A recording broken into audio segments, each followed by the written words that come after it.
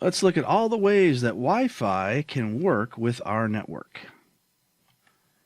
First, we're going to cover RF, or radio frequency communication, followed by the 802.11 standards. And then we're going to take a look at 2.4 and 5 gigahertz bands. And these are the two popular bands that we use for Wi-Fi. And different types of security, such as WEP, WPA, and WPA2. SOHO, which stands for Small Office, Home Office, and Enterprise Wireless. And some of the different devices for which we can connect, such as bridges, access points, and routers. And different types of antennas and dampeners are also very important for our Network Plus test. We'll also do a demonstration of setting up an access point. Let's start by looking at RF communications. RF has become synonymous with wireless signals, and it describes anything from, say, an AM radio, which operates between 535 kilohertz and 1605 kilohertz, to computers on a local area network running at either 2.4 or 5 gigahertz. However, radio frequency has traditionally defined wireless or Wi-Fi frequencies from a few kilohertz up to 1 gigahertz. And even microwaves have a frequency of RF, and this includes ranges that extend to about 300 gigahertz. We can measure RF in several different ways, and they can be divided in these three major categories. The first one is spectral analysis, the next one would be vector analysis, and the third one would be network analysis. Spectrum analyzers are the most popular type of RF instrument in many different types of applications. We can use a spectrum analyzer to view power versus frequency information. Vector instruments use real-time signal analyzers and generators. The instruments analyze and generate broadband waveforms and capture other pieces of information such as power information, frequency, phase, capture time, and others. The instruments are much more powerful than spectrum analyzers and offer things like modulation control and signal analysis. Network analyzers are typically used for making S-parameter measurements and other characterization measurements. And Wi-Fi typically uses 24,000 and 50,000 kilohertz, which we more commonly refer to as 2.4 gigahertz as well as 5 gigahertz. But seeing it spelled out this way kind of gives you a really good idea of the difference between, say, the telegraph, the government, and AM radio shows, and what Wi-Fi uses. And if we're using FM radio, we're looking at 8,900 to 10,800 kilohertz. So Wi-Fi is just way up there in the RF band. And because of that, they don't pass through walls very easily. They're all going to be line of sight. So if one access point can't see the other one by being physically positioned that way, they have to bounce off walls and floors to get to it. And by the time one gets to the other, you're going to have a lot of signal attenuation. But if you can have the Wi-Fi access points, routers, or whatever it is that you're using see each other, then you're going to see much better signal strength and better speed on your endpoints. Let's take a look at some of the 802.11 standards. Remember that 802 comes from February 1980. So 80 is for the year and 2 is for the month. And 11 stands for the 11th submitted article to the IEEE. The very first iterations only ran at 1 or 2 megabits per second. And we were using 2.4 gigahertz at the time, just as we are today. But technology has improved so much that even though we're using the same speed, we're now seeing hundreds of megabits in speed or even gigabits. The original 802.11 standards are far too slow for modern networking needs and are now no longer deployed. Let's look at the first one that came out, 802.11a. This was actually deployed twice. The first time it was very slow. The second time it came out, it actually ran at 54 megabits per second. And they moved it from 2.4 to 5 gigahertz. And even though the speed was very fast, you ended up with communication only happening at 6, 12, and 24 megabits per second because of limited hardware on the computers, as well as the way that the access points communicated with those computers. 802.11b was actually out for the longest amount of time before any upgrades were done. and it had a maximum transmission speed of 11 megabits per second. One of the good things about it, though, was that it was backwards compatible with previous equipment, and it would also run at 1, 2, and 5.5 megabits per second if needed. It ran at 2.4 gigahertz and is also compatible with devices running 802.11g. So if you had an access point that ran both, then you could run both B and G on the same access point. 802.11g was a big upgrade for Wi-Fi, and it allowed us to go in distances over 150 feet and up to 54 megabits per second, compared with just 11 megabits per second with the 802.11b. It ran at 2.4 gigahertz, which is why it was also compatible with running 802.11b. 802.11n started out on a rocky footing, and that was mainly because there were two different 802.11n standards. Eventually, they figured things out, and they came up with one, but it took years for that to happen. It runs at both 2.4 and 5 gigahertz. You can choose which one you'd like to run it at. And the goal of the standard was to reach 100 megabits per second. But you had to have all the right conditions for that to happen. Otherwise, it never would reach quite that much. And it even was capable of 600 megabits per second. But that was basically only if the access points were about 5 feet away from each other. With full encryption on and under normal conditions, most people got roughly 50 megabits per second. 802.11c was released in January of 2014, and it had a lot of great improvements over the N in previous versions. One of the biggest differences with 802.11c is that it now operates in 5 gigahertz only. It does not operate also on 2.4 gigahertz.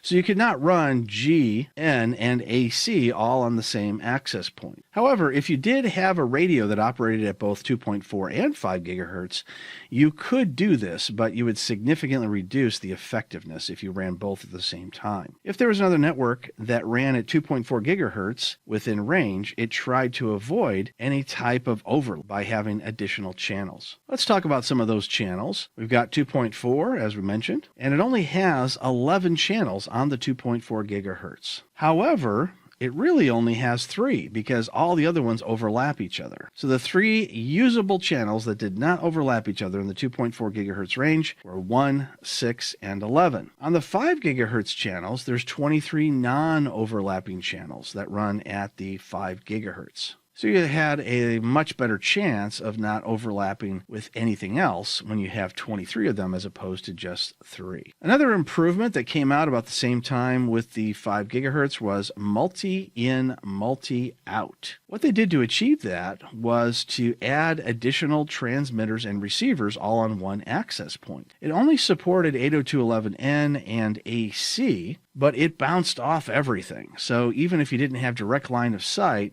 it allowed you to bounce off so many different surfaces that you had a much better chance of getting from your access point to your computer. Once we added multi-in, multi-out, we actually came up with a new terminology for what came before MIMO, and that was single-in, single-out, or SISO. Basically, this referred to any legacy device that only had one transmitter and maybe a couple of different antennas. They could only send or receive one stream at a time, whereas MIMO can do many. And that varied based on the manufacturer and how they created the MIMO device. What we're looking at here are encryption standards. So let's talk about those and how we got here. If we start with WEP, it was developed in 1999, and it stood for Wired Equivalency Protocol. Unfortunately, it had a lot of different security holes. But prior to WEP, we didn't have any security whatsoever. Anyone could connect any computer to any access point without security. So WEP at least gave us some sort of security, but it used fixed keys.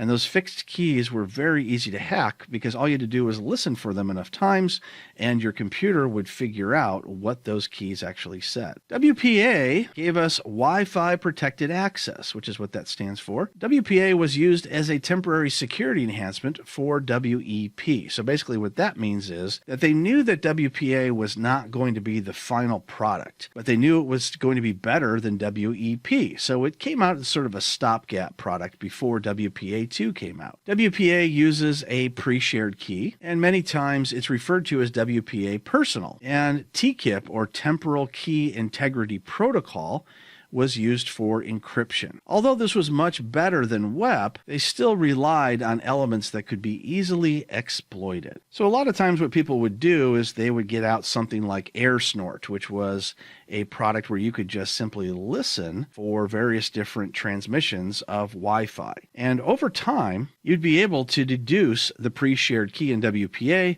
or the keys that were used in WEP. The biggest improvement of WPA2 over WPA was the use of the Advanced Encryption Standard. And that's because the government came up with this top secret project called AES, or Advanced Encryption Standard, and they used that for the encryption of the stream between the device and the access point. So your endpoint in this case would be the device.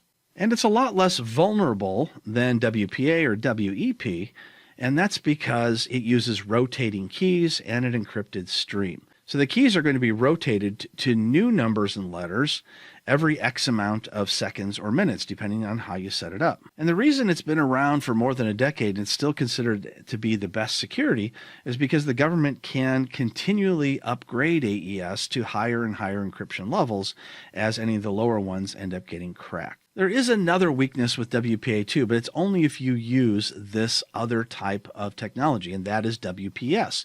And that stands for Wi-Fi Protected Setup.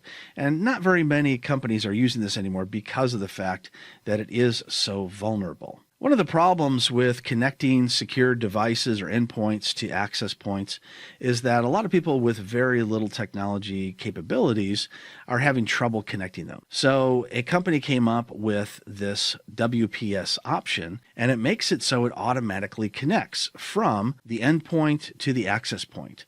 Unfortunately, anybody who had access to that button could also get access by clicking it and connecting it as well. There's also a security hole that takes a hacker anywhere from 2 to 14 hours to hack into it using various different tools, even if they don't have access to the button. So WPS, if you do see it on your access point or your router, you should disable it. WPA2 also has one additional strength, and that is instead of using a pre-shared key that WPA and WEP kind of used in the past, WPA2 can use enterprise strength. And the way it does this is it can integrate with a Radius server, which can link into Active Directory or a Radius server database. And that way each individual user has their own username and password, and it can be secured using a certificate instead of a single password. Let's discuss the differences between a SOHO small office home office type of access point or router and enterprise types of wireless. With SOHO, typically it's an individual device, and we refer to it as a standalone access point or router. The difference between the access point and the router is the access point acts like a bridge, so your wireless endpoints are going to be on the same subnet as your wired ones. If we use a router, they're going to be on a different subnet. SOHO access points require individual configuration. So if you have many different SOHO devices, then you have to configure them all individually in the same way, and they have to be able to talk to each other. If they're not capable of talking to each other, then you could end up having the access points fight each other. So you have to make sure that they're capable of seeing multiple different SOHO units. Every device being configured manually could take a lot of time, especially if you need to make a change, such as a password. If you make a change to the password or the pre-shared key on one device, you have to make it all individually on the others. And the SOHO devices use a pre-shared key rather than a certificate. With an enterprise device, many devices are connected to what's called a wireless controller, and they can push out updates to the access points, so that way if you make a change to one, it makes a change to all of them at the same time. Typically used for larger businesses, not seen too often in homes. And you'll use Radius authentication instead of passwords stored on the SOHO device. And you can do this multiple different ways. One would be that you have a Radius server, which has a local database on it with all the usernames and passwords. And individual users can use their own usernames and passwords. However, keeping a Radius server manually this way can take a lot of time. So what a lot of people do is they integrate it with Active Directory. So if you make a change in Active Directory, it pushes out to the Radius server that could also be running on a Windows server or on another device that supports it, and then it will make that change to the wireless access point as well. So for instance, if a user has been terminated from a company, then you don't have to worry about the same shared password or the pre-shared key getting around to an employee who's no longer with the company. You can just delete that person's account or change the password on it, and they won't be able to get access to it because they don't have any password that anyone else is using. There's several different types of wireless devices for which we connect our endpoints: bridges, access points, and routers. Let's talk about what each one of those are. So you can typically get a wireless device that can be put in these three different modes. However, some devices only come with pre-setup for either bridge or access point or router. So the higher end ones are going to have the options for all three, and you just choose which one you're going to use. So with a wireless bridge, you don't have any type of wired connection to the network. You're only operating wirelessly, and typically this is just a signal booster. So if you have an area that doesn't have good connectivity to a wireless access point or router, you'd put a bridge in there and it would boost the signal. It extends the access point or the router to areas that may not be convenient. Maybe they don't have an Ethernet cord sitting there to be plugged into. You just have power for which you can use it to boost. It acts as a client to the access point or router. And it can also be called a range extender, which some devices are simply called range extenders. They're not even called a wireless bridge, but that's how they're acting.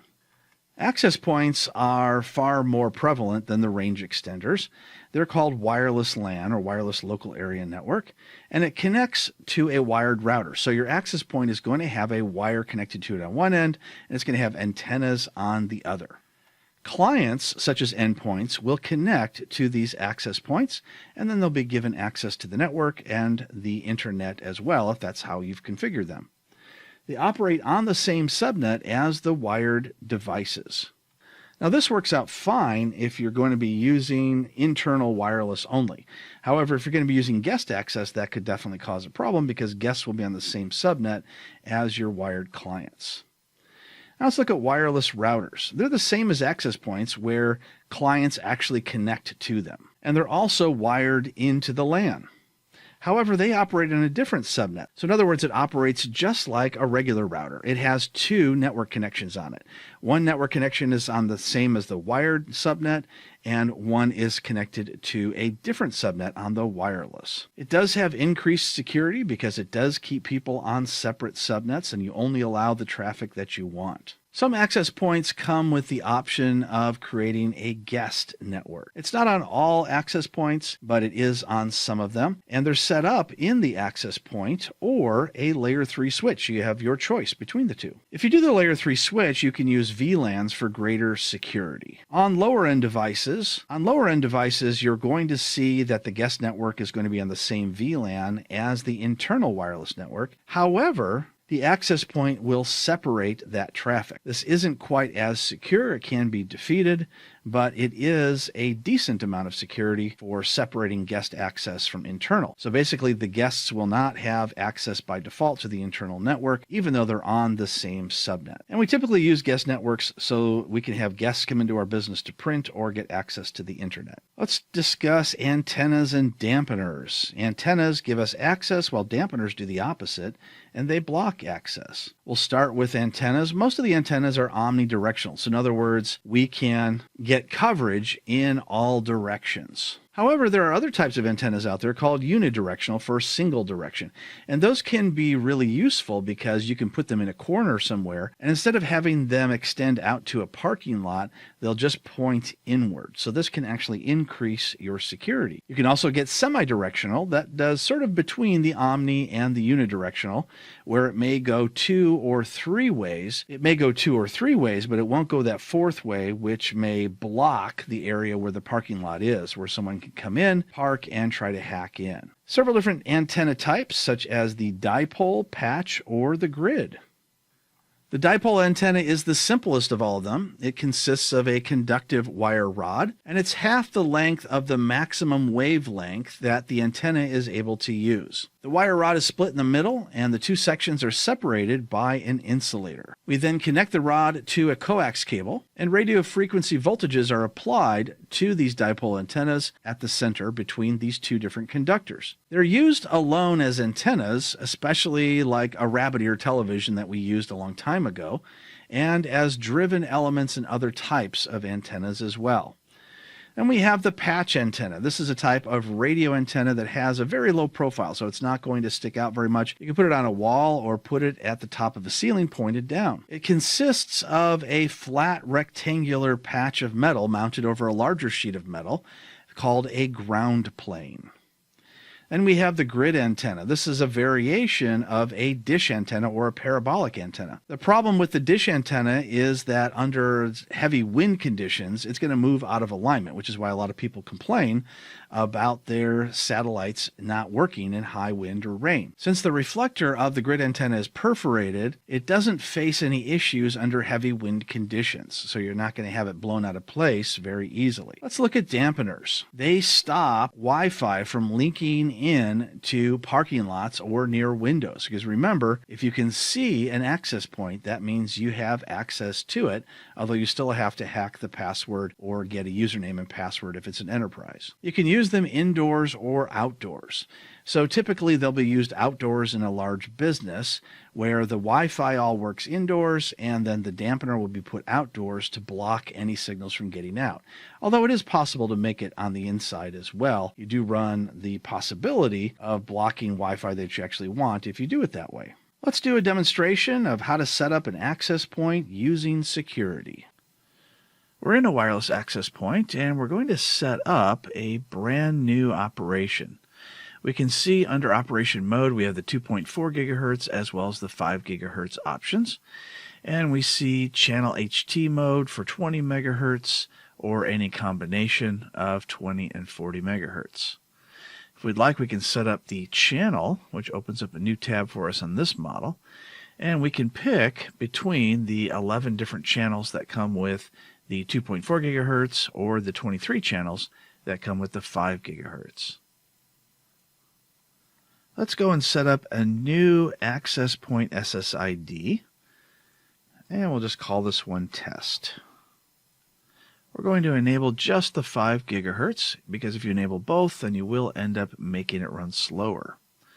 We'll click on Edit, and we see a lot of different options. We'll make sure that the SSID is also changed here, as it is in the description. To add additional security, we can choose to hide it, so that way you can't browse to it. You'll have to know the name of the SSID.